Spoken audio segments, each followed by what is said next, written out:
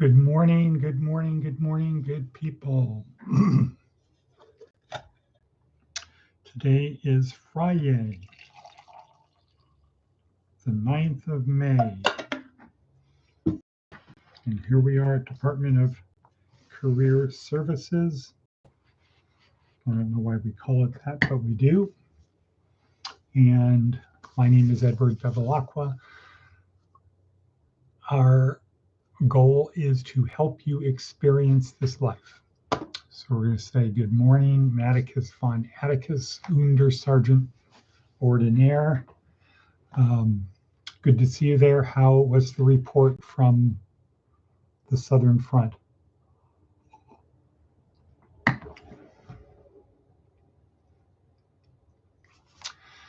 Okay, so let's see.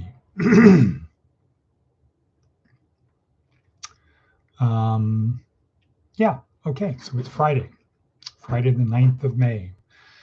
It is Dave Kohlmeyer's birthday. So we want to acknowledge that. It's got a birthday party tomorrow evening in Las Vegas,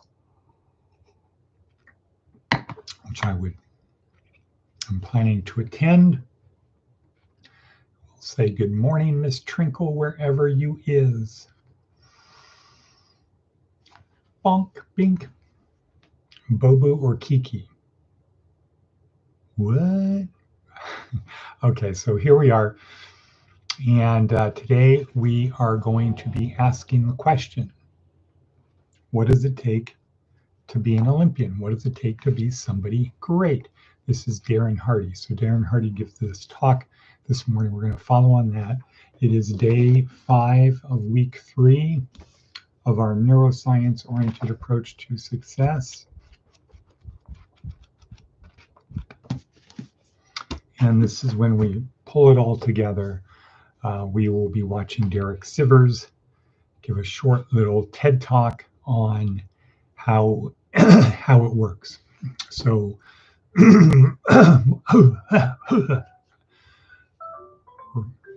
right. Remember to cough before you get on here. Okay. Just another thing I need to do. So, we're going to talk more about that, but our theme is be an Olympian. What does it take to do that? And let's pull up our sheet. Advice from an 80-year-old. Be brave. Even if you're not, pretend to be. No one can tell the difference. That was sort of the advice in trial practice when I was in law school. Pretend that you know what you're doing. If it's your first murder trial, your first thing were a criminal trial. Pretend you know what you're doing. Just tell yourself, I know I don't know what I'm doing. I'm just going to pretend I know what I'm doing. And we're pretty good at that. So that's advice from an 80-year-old. Seth Godin, what does he have to tell us today? Hallucinations are not the same as yours.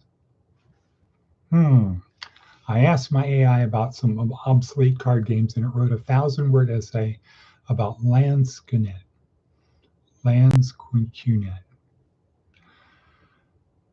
It made up the rules, the strategies, the betting techniques, all of it, saying that it was raining on July 14th last year is an error. Inventing an entirely new set of rules is an hallucination. And AI can't lie because it doesn't know it's lying. In that sense, it's sort of pathological, careening forward without a conscience. It's sort of pathological, careening forward without a conscience. Human anthropomorphize things because it makes it easier for us to process and predict. And AI is tempting us to do that more than we might with an ordinary machine. That's probably not the most helpful strategy, and it's setting us up for real trouble. AI is a tool, and judgment for the foreseeable future remains our job. AI is a tool, and judgment for the foreseeable future remains our job.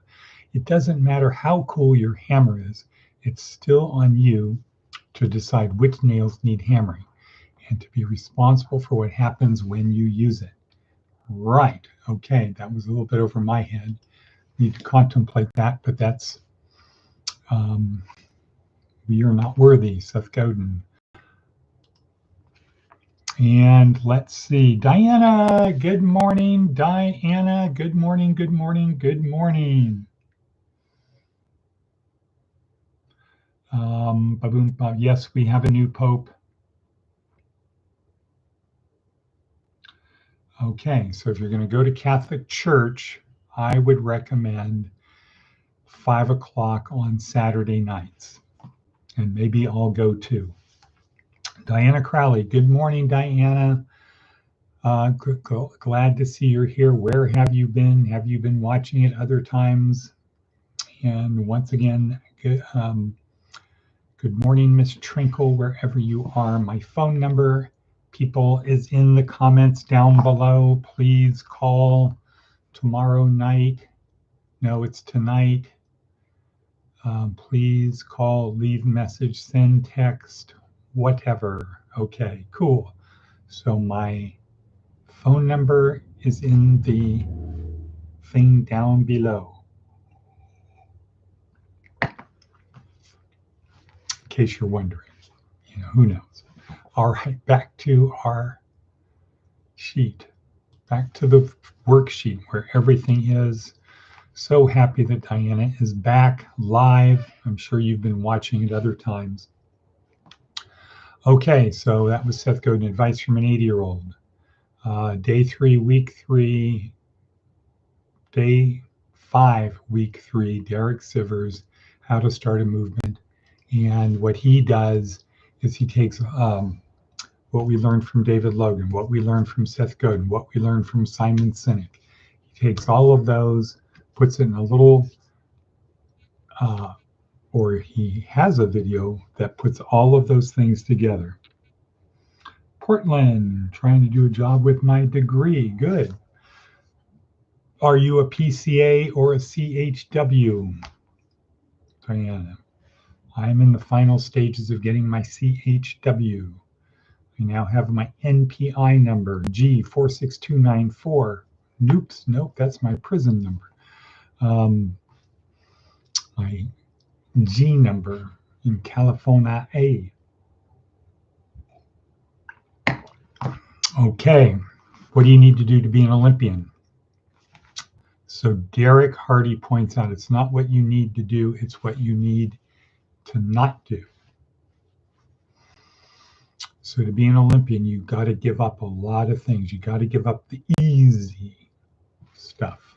You got to give up the smoking, the drinking, all of the stuff other than trying to be a little bit better every day. And my hunch is Olympians focus on the 4 areas that we focus on: physical, mental, emotional, and spiritual. But for an Olympian, they are predisposed, or they need more physical and mental, physical, mental, emotional. If you give me your email, I will send you my resume. Okay, so I'll do this.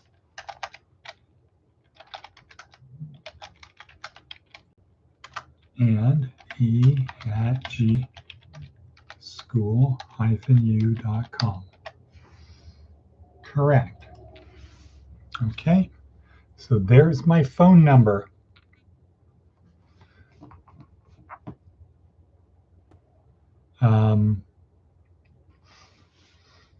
Okay, there's my phone number. What else do we learn from this week? Getting people in our boat as a crew. It's not easy. And the older you are, the more brick-like you are. Whereas the younger you are, the more sponge-like you are. A lot of more sponge-like. Now we become more brick-like. We get set in our ways. Yes, rock and roll quote. We get set in our ways. And what we need to do is learn to be a little bit more malleable. But I think the easy thing is to have a disposition of laughing, it's not that big of a deal. Let's not get upset about it. Forget the past. Forgive and forget the past. Don't talk about negative stuff. Don't hold it in reserve as the measuring stick, the counterbalance. Don't do that. Just move forward, have fun, share the experiences of life with another. Think about how good it feels to come in the door and somebody is there to huggingly greet you. Right. That would be the thing. To share the burdens, etc. My grandma had dementia. Right. Well, it's now appearing that a great cure for a lot of ills is nicotine. So my hunch is your grandma didn't smoke, didn't have nicotine. Nicotine is not bad. Apparently, nicotine isn't bad. It's the cigarettes, it's the smoke that's bad. Nicotine patches, not bad. Anywho, let's get back to our sheet. Worksheet where the experts are. We are here. Boom. We are here as community, as part of the tribe, as having repetition. Okay. So Jordan Peterson talking about self-sacrifice. Again, that's sort of like Darren Hardy talking about the counterintuitive edge. What are the things you don't do? What are the things you need to give up to move forward? And ask yourself, are you willing to do it? Are you willing to give up sleeping in? Are you willing to give up not exercising? Are you willing to give up ice cream cones? Well, that's a tough one for me. I gotta say no.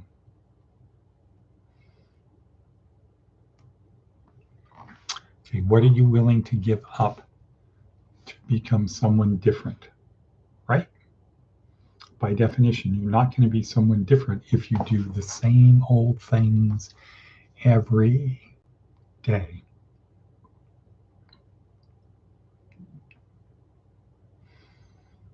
I'm losing my voice from being strangled by Manny. It is a long-term effect from it. Well, I would go on AI and say, what kind of things can I do to improve my voice because I was strangled? Something like that. Seth Godin likes Claude. I've kind of become accustomed to perplexity. Well, anyway, this week, let's just summarize week 3. So week 3, outside my skull-sized kingdom. This is getting a crew on my boat, getting people to help me experience this life. No longer calling it a journey through life. It is a journey, but we're just going to call it the experience of life. Getting a group of people, an inner core of people to help through this life. How do you find the people? How do you get them and grapple them to you like bands of steel, hoops of steel? What did Apollonius say to Laertes? When you find your friends, bind them to you like hoops of steel on a barrel.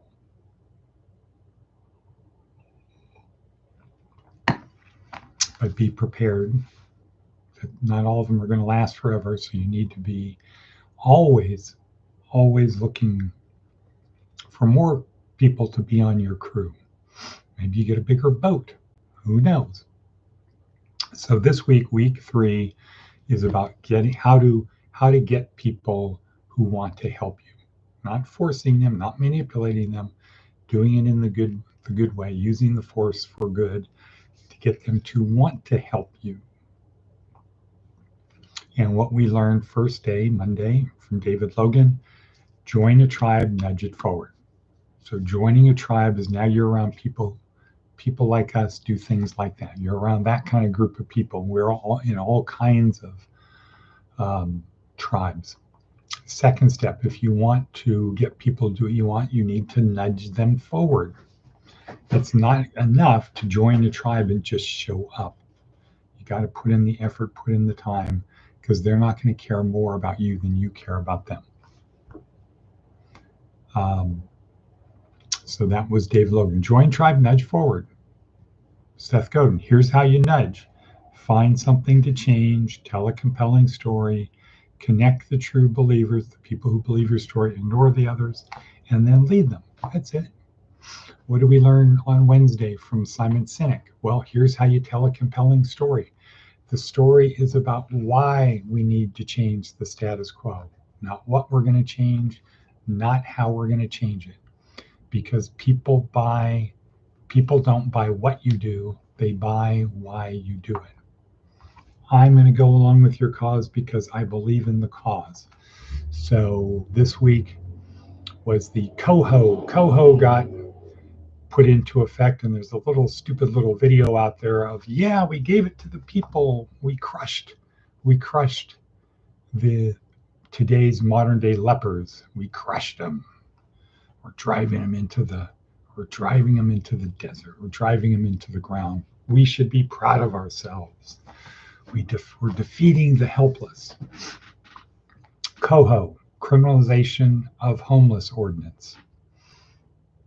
Monday, I get to go on TV with some pastors to talk about why that is bad, wrong, etc. Just a short little thing. We are commanded to help them, not crush them. And in good places where they don't let people hang out on street corners, panhandling, whatever. In good places, they don't allow them to do that because they have places to help them move forward. They don't shun the lepers, they treat the leprosy. They love the person and they try to fix their problems. That's what we're going to do. That's the thing. So that kind of got a little from day 5, week 3. That would be an example. What's the status quo we need to change? Why do we need to change the status quo? Because we're all in this together. You don't damage other people. You don't hurt other people. You don't willfully hurt other people. And that's what this coho, criminalization of homeless ordinance, coho is designed to do. It's designed to hurt people. And as Christians, we are called to do the opposite of that. In fact, Jesus even warns there will be people who say, Lord, Lord, we did all these things in your name. We said we were Christians. He'll say, I didn't know you. If you love me, you will follow my commandments. Feed the hungry, the thirsty, the sick, the unclothed, the unhoused, and visit people in prison. That's what he said to do. We're almost out of time. Time, such a runic rhyme. That is what I've been telling and showing people here. Right. So we're trying to get people the services they need today. Have a meeting at 11 with a very important person regarding moving the people to a better place, to a better place. Right, you are. Okay, we're at that danger too long. Once again, have gone over. Oops. Or as someone else says, oopsie.